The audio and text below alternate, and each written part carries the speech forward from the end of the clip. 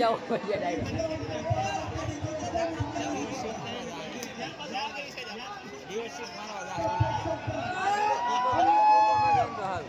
હાલો બરાબર હવે કીપર આવી ગયો કાનમાં કહી ગયો હવે ગયો કીપર તો અહીંયા છે કીપર જ બોલિંગ છે કે બાપુ નીચે તો બાપુ જાય 4 ગલું મારી ના પકડ તો જ પકડે શાબાશ શાબાશ એક ખાલી જોઈએ એક